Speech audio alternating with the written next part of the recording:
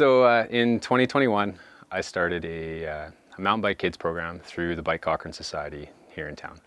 The whole goal was to try and get an accessible program for local youth to see mountain biking and develop skills as part of a group and a little bit more of a structured program. And kind of start hopefully a lifelong lasting passion for kids involved in mountain biking.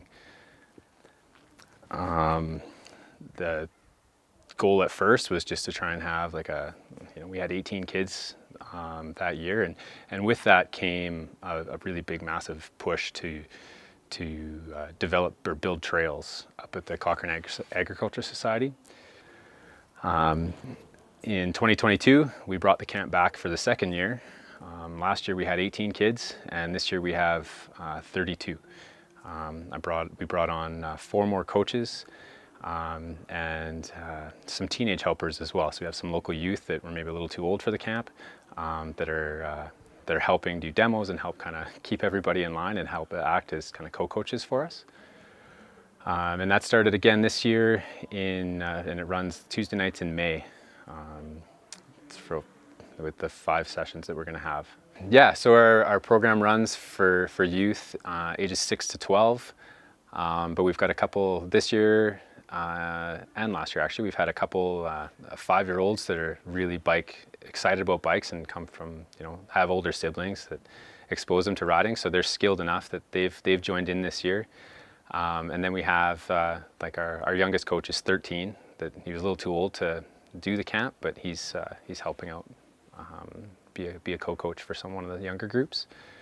One of the questions I got asked when I first proposed this to the Cochrane board originally was, is there not private businesses that do this already? And there absolutely is. But for me, as a lifelong cyclist with a young family, cycling is it can be a very expensive sport.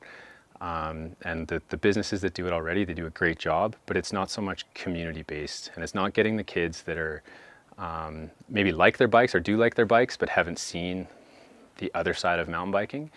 And for me, it was really important to have a community program that was accessible and affordable to expose these kids. And the ideal goal would be that they continue on through our program, continue riding with their families, and then maybe eventually go do some of those higher cost private programs and continue. And hopefully, someday some of these kids will move on to some mountain bike competition and things like that. And we have some events in the near future coming with that as well, and hopefully that'll expose the kids that are part of this camp and the other local kids to the competition side of mountain biking, and hopefully create some lifelong cyclists. None of this would have been possible at all without the support from the Cochrane Ag Society. They had a piece of land up on their property that wasn't really used for much at all. It was mostly kind of trees and shrubs and hills, and that wasn't used for any of their facility. And it took time, but over the last couple of years of dealing with them and speaking with them, to get them on board has been huge. The kids camp really kind of pushed that. They were supportive of us building a trail, but obviously, like any user group or any kind of landowner, would be cautious of having another group come onto their land. But through the community we've developed and the people we have involved, we've managed to now set up a formal user agreement with them, and they let us build whatever trails we want within reason. We're the stewards of that land. And we keep the bike sections and the horse areas separate, which is something, just even to have the cycling group with Cochrane and the Ag Society, even, or the horse folks in general, even communicating, because bikes and horses haven't really got along all that well for that long, I think.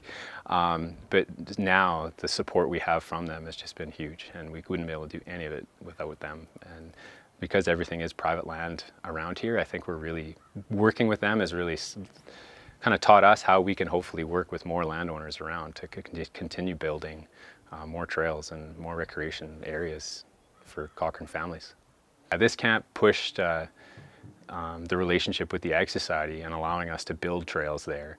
And now we have a formal user agreement in place with them, and they've been really supportive of us building mountain bike trails and running these programs. And since then, they've opened the trails up to all Bike Cochrane members to enjoy anytime. The impressive thing that we've been able, that I think we can all be really proud of so far, with what we've been able to accomplish, is that everything has been done 100% by volunteers. From our trail building crews that have gone out and spent hundreds of hours building trails and refining trails, to all of our coaches and the teenage helpers, and everybody along the way is all volunteer, which has been pretty impressive with what we've been able to accomplish just in one full season.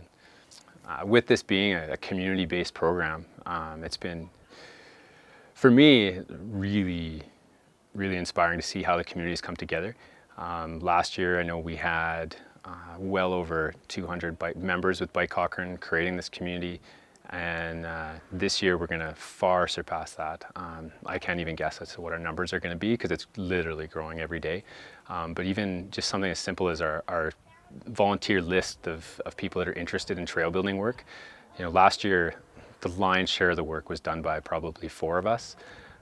This year we have a volunteer list of 60 people that have expressed interest in coming out and helping us build trails. So I think we're really doing a good job of creating a community-based program that's going to make trails accessible to everybody in town, and think about big picture where we can take cycling in Cochrane.